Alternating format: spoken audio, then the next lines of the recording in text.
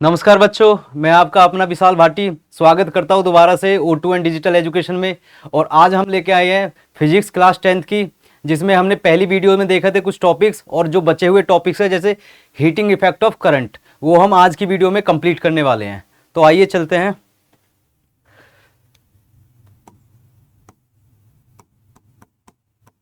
Heating effect, ठीक है, heating effect of current. तो पहले एक प्रीकैप कर लेते हैं कि व्हाट इज करंट। करंट हमने लास्ट क्लास में देखा था कि जो चार्जेस का फ्लो हो रहा है, किसी भी कंडक्टर में जो चार्जेस का फ्लो हो रहा है एक पोजीशन से दूसरी पोजीशन में, और पर यूनिट टाइम के साथ, इसी को ही हम क्या बोलते हैं, इसी को बोलते हैं हम करंट, जिसको हम डिनोट कर रहे थे आई से। इसकी यूनिट थी एम्पियर। अगर मैं बात करूं कि हीटिंग इफेक्ट की, करंट की वजह से जो हीट बन रही है किसी भी कंडक्टर में, वो किस तरीके से क्रिएट हुई है, तो मैं इसी को अगर एनलार्ज करके देखूं, किसी भी कंडक्टर की अगर बात करूं मैं, ये क्या है, ये है कोई भी एक कंडक्टर। तो कंडक्टर में क्या होते हैं, कंडक्टर में होते हैं एटम्स। किसी भी मेटेलिक कंडक्टर में क्या होंगे, एटम्स होंगे, और उनके पास क्या होता है जो वो फ्लो कराते हैं, उनके पास होते हैं फ्री चार्जेस। Free charges. अब ये क्या हो सकता है, ये एटम्स हो सकते हैं या फिर कोई आयंस हो सकते हैं, ठीक है जी। फ्री चार्जेस मान के चलो इलेक्ट्रॉन्स है यहाँ पे, फ्री चार्जेस, ये हो गए फ्री चार्जेस, ठीक है। तो बेसिकली होता क्या है, जब भी हम किसी कंडक्टर को कनेक्ट करते हैं किसी सेल या फिर किसी बैटरी के साथ, तो उसमें क्या है, एक करंट फ्लो होता है, मतलब कि करंट की डायरेक्शन होगी बैटरी के पॉजिटिव टर्मिनल से बैटरी के नेगेटिव टर्मिनल की तरफ। डायरेक्शन ऑफ करंट भी हमने देखी थी कि डायरेक्शन ऑफ करंट की अगर बात करें तो वो होता है हमेशा पॉजिटिव टू नेगेटिव। या फिर हम दूसरी बात करें तो इलेक्ट्रॉन का जो फ्लो होता है, इलेक्ट्रॉन का फ्लो ऑफ इलेक्ट्रॉन, इलेक्ट्रॉन का जो फ्लो होगा उसके अपोजिट ही क्या चलता है, हमारा करंट चलता है। अगर डायरेक्शन ऑफ इलेक्ट्रॉन, मतलब इलेक्ट्रॉन के फ्लो की डायरेक्शन क्या है, वो है मान लो नॉर्थ से साउथ, तो डायरेक्शन करंट की कहां से होगी, साउथ से नॉर्थ की तरफ होगी, ठीक है। तो इस तरीके से इलेक्ट्रॉन्स और करंट की डायरेक्शन हम आपस में कंपेयर कर सकते हैं। तो अगर मैं करंट की बात करूं तो करंट की डायरेक्शन, मान लो ये पॉइंट ए है, ये बी है, तो करंट की जो डायरेक्शन होगी वो ए पॉइंट से बी की तरफ होगी। इसी प्रकार अगर मैं देखूं तो इलेक्ट्रॉन की डायरेक्शन क्या होगी फ्लो की, तो इलेक्ट्रॉन की डायरेक्शन होगी बी से ए की तरफ। अब इलेक्ट्रॉन्स जब फ्लो करते हैं तो वो अपनी मर्जी से तो करते नहीं है, ये जो हमने एक्स्ट्रा सोर्स दिया है, सोर्स ऑफ एनर्जी जो है बैटरी हमारे पास या जो भी सेल है, तो ये क्या करता है, ये एक फोर्स एक्सपीरियंस कराता है इन चार्जेस को, जो कि फ्री चार्जेस हैं। तो उसके बेसिस पे ये क्या है, एक जगह से दूसरी जगह मूव करना स्टार्ट कर देते हैं। जब इनमें कोई भी फोर्स लगती है, मान लो ये एक इलेक्ट्रॉन है, इस पे लगी कोई फोर्स, एक्स्ट्रा फोर्स, तो ये क्या है, ये उसके इन्फ्लुएंस में क्या है, बी से ए की तरफ चलेगा। इनके पास क्या आ गया, इनके पास आ गई एक एक्स्ट्रा एनर्जी। जब ये एक्स्ट्रा एनर्जी लेके चला है तो एकदम से आगे चल के ये किससे, कोई भी एटम या कोई भी आयन जो होगा इसके सामने, उससे टकराएगा, और जो इनके पास जो इस फोर्स की वजह से एक्स्ट्रा एनर्जी आई है वो क्या कर देगा, वो कर देगा लॉस्ट। तो जब लॉस्ट करेंगे, मान लो ये एक बार टकराया, एक बार कोई लॉस हुई एनर्जी इसमें ट्रांसफर हो गई, कोई दूसरा आयन इलेक्ट्रॉन जो है फ्री, वो किसी आयन से या एटम से टकराया, फिर उसके पास एक्स्ट्रा एनर्जी आ गई। फिर ऐसे करते करते हर एटम्स के, हर आयंस के पास क्या है, एक्स्ट्रा एनर्जी क्रिएट होती चली जाएगी।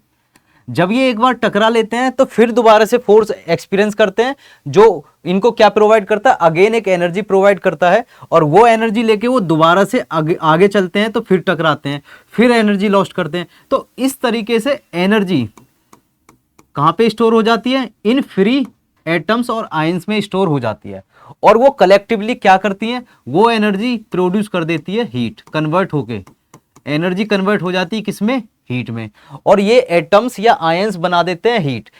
इसी को हम बोलते हैं हीटिंग इफेक्ट ऑफ करंट। ये बना किसकी वजह से, करंट के फ्लो की वजह से बना है, तो इसलिए हम इसका नाम क्या बोल रहे हैं, heating effect of current.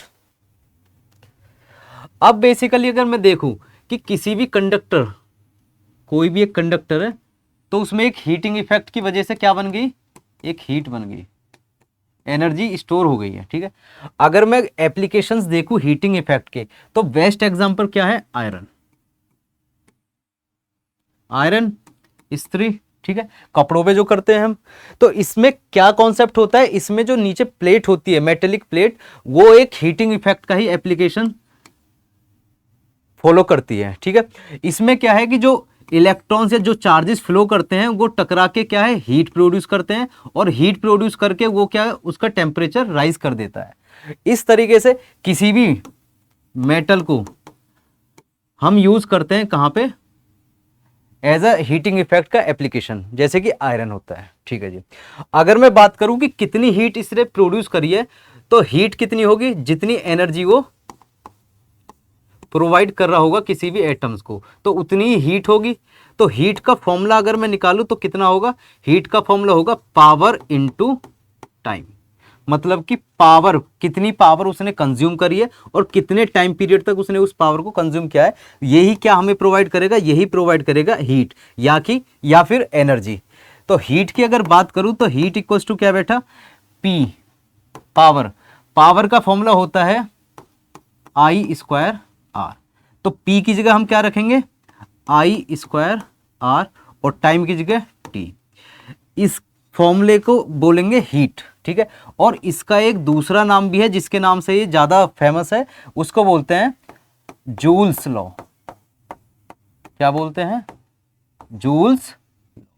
Joules law के अकॉर्डिंग, साइंटिस्ट का नाम है जूल, उसने प्रोवाइड करा ये फॉर्मूला। उसके अकॉर्डिंग क्या है कि कोई भी जो हीट प्रोड्यूस हुई है किसी भी एप्लीकेशन में, हीटिंग इफेक्ट ऑफ करंट के एप्लीकेशन में, तो उसकी वैल्यू हमेशा किसके इक्वल होगी, हीट की वैल्यू हमेशा डायरेक्टली प्रोपोर्शनल होगी करंट के स्क्वायर के। सेकंड चीज, जो हम उस मेटल का जो भी हम देख रहे हैं, मेटल देखें या कंडक्टर देखें, तो उसमें कितना रेजिस्टेंस है, उसके रेजिस्टेंस की वैल्यू कितनी है, ये उसके भी डायरेक्टली प्रोपोर्शन होगी। तो ये उसने बोला कि जितना ज्यादा करंट प्रोवाइड करेंगे हम, उतनी ही ज्यादा प्रोड्यूस क्या होगी, हीट प्रोड्यूस होगी। जितना हम रेजिस्टेंस देखेंगे उस मेटल का, उतनी ही उसकी हीट की वैल्यू भी ज्यादा होगी। क्यों ऐसा, क्योंकि रेजिस्टेंस का अगर देखूं मैं, तो रेजिस्टेंस क्या करता है, अपोज करता है। किसको अपोज करेगा, करंट को। करंट को अपोज करके क्या क्रिएट कर देगा, हीट क्रिएट कर देगा, ठीक है। तो ये आ गया हमारे पास क्या, जूल्स लॉ। इस फॉर्मूले को हम मॉडिफाई भी कर सकते हैं, किस तरीके से कि H equals to I square R T. Ohm's law के according, Ohm's law last video में हमने देखा था कि ओम्स लॉ क्या होता है, V equals to I R, और I इक्वल्स टू बनेगा V अपॉन आर। यहां से I की वैल्यू अगर हम पुट करें इस फॉर्मूले में, तो H की वैल्यू आ जाएगी V square upon R square into R T. एक आर से एक आर कैंसिल, तो H की वैल्यू बन गई V square T upon R. ये दूसरा फॉर्मूला है, ठीक है। थर्ड फॉर्मूला भी हम बना सकते हैं, H इक्वल्स टू, अगर हमें मान लो गिवन है R इक्वल्स टू, यहां से R की वैल्यू निकाली मैंने, R इक्वल्स टू क्या बेटा, V अपॉन आई। तो इस फॉर्मूले में पुट कर दो I square V upon I into T. आई से कैंसिल हो जाएगा एक स्क्वायर की वैल्यू, तो H की वैल्यू क्या बनी, V आई टी। तो हम तीन बेसिस पे, तीन वैल्यूज पे हम निकाल सकते हैं किसको, हीट को। अगर हमारे पास करंट की वैल्यू गिवन है, अगर हमारे पास रेजिस्टेंस की वैल्यू गिवन है, तो हम ये वाला फॉर्मूला यूज करेंगे। अगर हमारे पास पोटेंशियल डिफरेंस की वैल्यू गिवन है या फिर रेजिस्टेंस की, दो वैल्यूज गिवन है, तो हीट तब भी निकाल सकते हैं। या फिर अगर हमारे पास पोटेंशियल और करंट दोनों की वैल्यू गिवन है, तो H लगा के हम हीट निकाल सकते हैं। इसी के बेसिस पे देखेंगे कि पावर क्या होती है। पावर की बात करूं तो ये क्या है, रेट ऑफ डूइंग वर्क, किसी भी काम को करने की रेट ऑफ डूइंग वर्क, ठीक है। किसी भी काम को करने के लिए जो रेट रिक्वायर्ड है उसको बोलेंगे हम पावर। P की वैल्यू क्या होती है, P की वैल्यू होती है वर्क डन अपॉन टाइम। अब एग्जांपल से समझते हैं। मान लो ये एक कंडक्टर है, ठीक है, इसका ये एक एंड है, ये बी एंड है। एक ए एंड से बी एंड तक हमें चार्ज पास कराना है। तो इस चार्ज को पास होने में, इस क्यू चार्ज को पास होने में मान लो टी टाइम लगा है, ठीक है। अब इस चार्ज को पास होने के लिए एक कंडीशन और क्रिएट करते हैं यहां पे। वो क्रिएट करते हैं पोटेंशियल डिफरेंस की, कि ए टर्मिनल और बी टर्मिनल पे जो पोटेंशियल डिफरेंस है उसकी वैल्यू कितनी है, बी है। ठीक है, अब इस बी की वैल्यू के बावजूद भी हम क्या कर रहे हैं, इस चार्ज को एक जगह से दूसरी जगह डिस्प्लेस कर रहे हैं, तो उसमें हमें कुछ वर्क डन प्रोवाइड करना पड़ेगा। वर्क डन कितना होगा, वर्क डन की वैल्यू बैठेगी potential difference into charge, product of potential difference and charge equals to क्या होगा, वर्क डन होगा, जो कि हम एक चार्ज क्यू चार्ज को ए से बी तक पहुंचाएंगे। इस कंडीशन में W की वैल्यू बैठी हमारी V इंटू क्यू, इस फॉर्मूले को पुट करेंगे इसमें, तो P इक्वल्स टू बैठा V into Q upon T. ठीक है, अब हमें एक चीज स्टार्टिंग में जब हमने देखा था इलेक्ट्रिक करंट, तो उसमें एक फॉर्मूला हमने पढ़ा था इलेक्ट्रिक करंट में, इसमें क्या था कि I इक्वल्स टू होता है चार्ज पर यूनिट टाइम। ठीक है, चार्ज पर यूनिट टाइम का जो फॉर्मूला होता है वो कहलाया जाता है क्या, इलेक्ट्रिक करंट। तो Q अपॉन टी की जगह हम क्या रख देंगे, Q अपॉन टी की जगह रख देंगे हम I। तो पावर की वैल्यू किसके इक्वल आ गई, पोटेंशियल डिफरेंस इनटू करंट के इक्वल आ गई, मतलब कि product of potential difference across the ends of the conductor and the current passing through the conductor, यही क्या कहलाई जाएगी, यही कहलाई जाएगी पावर। तो P इक्वल्स टू क्या निकल के आ गया, VI। अब इसको हम और सिंप्लीफाई और वैल्यूज में भी निकाल सकते हैं। P इक्वल्स टू VI के बाद क्या आ गया, I square R। P equals to V, I की वैल्यू क्या होगी, ओम्स लॉ से I की वैल्यू होगी V upon R। Value put करेंगे I की तो आएगा V अपॉन R, तो ये सिंपली हो गया V स्क्वायर अपॉन R। तो पावर के भी तीन फॉर्मूलेज हमारे बने हैं, एक तो बना है P इक्वल्स टू VI, एक बना है P equals to I square R, और एक बना है P equals to V square upon R। ठीक है, तो हीट और पावर के हमने दोनों चीज़ों के फॉर्मूलेज देखे कि किस तरीके से हमारे पास रेजिस्टेंस गिवन है या पोटेंशियल डिफरेंस गिवन है या करंट गिवन है, तो हम उससे मैनिपुलेट फॉर्मूले को किस तरीके से कर सकते हैं। फिर आगे चलता है कॉमर्शियल यूनिट।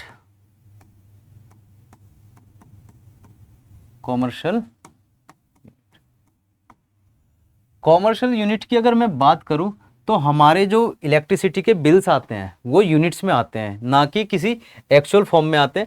उसमें यूनिट्स लिखी होती है कि इतने यूनिट्स हमने कंज्यूम करी है इलेक्ट्रिसिटी। अब यूनिट का मतलब क्या बैठेगा, अगर मैं बात करूं 1 यूनिट, तो 1 यूनिट का मतलब होता है 1 किलोवाट आवर। इस किलोवाट आवर का मतलब होता है कि हमने एक आवर में, ठीक है, कितने किलोवाट इलेक्ट्रिसिटी या सीधी बात करूं तो पावर, ठीक है, यूज करी है, इसी को बोलते हैं 1 किलोवाट आवर। जैसे कि एग्जांपल देता हूं मैं, अच्छा पावर की जो यूनिट थी इसी को बोलते थे हम वॉट। ठीक है, पावर की यूनिट को ही बोलते थे हम वॉट, और वॉट एक स्मॉल यूनिट है, बहुत ज्यादा स्मॉल यूनिट है। एक एग्जांपल देखते हैं कि मान लो मैं एक अप्लायंस है, अप्लायंस मान लिया मैंने रेफ्रिजरेटर,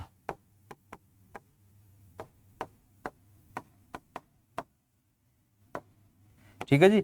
एक रेफ्रिजरेटर को मैंने, जिसकी वैल्यू है वो 500 वॉट यूज करता है 1 आवर में, बेसिकली मान सकते हैं। ठीक है, तो मैंने उसको क्या करा, 5 या फिर मान लो 50 आवर्स यूज करा एक मंथ में। ठीक है, तो मैंने कितने यूनिट ऑफ इलेक्ट्रिसिटी यूज करी है इसको यूज करके एक मंथ तक। ठीक है, इसकी एक बार की जो मेजरमेंट है वो है 500 वॉट। इसके टोटल आवर्स जो बैठे हैं एक मंथ में वो बैठे 50 आवर्स, 50 आवर्स। तो मैं अगर बात करूं यूनिट कन्वर्ट करने की तो 500 इंटू 50, तो ये कितना बन गया 25000, तो ये बन गया वॉट आवर। ठीक है जी, तो 25,000 या 25,000 जो वैल्यू आई है ये आई है टोटल जो मैंने यूज करी है। क्या यूज करी है, एनर्जी यूज करी है, जो कि हीट की फॉर्म में होगी, या फिर हम ये सीधा बोल दे इसको इतनी एनर्जी मैंने यूज करी है, इलेक्ट्रिसिटी यूज करी है मैंने, ठीक है। इसको मुझे कन्वर्ट करना है किसमें, किलोवाट में। तो मैं क्या करूंगा, इसका डिवाइड कर दूंगा 1000 से, तो सिंप्लीफाई होके आ गया 25 किलोवाट आवर। ये 25 किलोवाट आवर क्या है, ये है 25 units of electricity used in a month, ठीक है जी। 25 आवर्स, 50 आवर्स में मैंने 25 यूनिट्स यूज करे हैं, किसके, इलेक्ट्रिसिटी के, कितने टाइम में, एक मंथ में। तो इस तरीके से होता है इसका कन्वर्जन। अगर मैं इसकी वैल्यू को निकालूं, हीट बेसिकली क्या है, एनर्जी है, और एनर्जी की यूनिट क्या होती है, एनर्जी की यूनिट होती है जूल, ठीक है। इसका कन्वर्जन करेंगे कि एक यूनिट मतलब कि 1 किलोवाट आवर में कितने जूल्स ऑफ एनर्जी होते हैं। तो अगर मैं बात करूं 1 किलोवाट आवर, तो इसका मतलब होता है 1 किलोवाट के लिए 1000 वाट, ठीक है। 1 आवर के लिए 3600 या 3600 सेकेंड्स, ठीक है जी।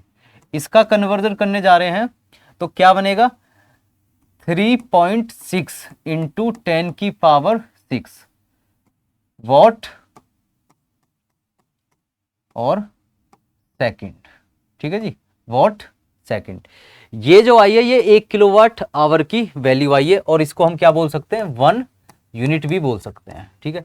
अगर मैं इसका कन्वर्जन करूं किसमें, जूल्स में, किसमें करूं, जूल में, क्योंकि एनर्जी का कन्वर्जन होता है इसमें, ठीक है। तो 3.6 इंटू 10 की पावर 6 जूल इक्वल्स टू क्या होगा, 1 किलोवाट आवर। तो ये क्या है, ये हुए हमारे कुछ कन्वर्जन्स, ठीक है, किसके, एक यूनिट को, जो कि हमारी कॉमर्शियल यूनिट होती है, जो हमारे घरों में बिजली आती है उसकी यूनिट्स में मेजरमेंट होता है, जिसे बोलते हैं किलोवाट आवर। तो ये होगी उसकी कन्वर्जन।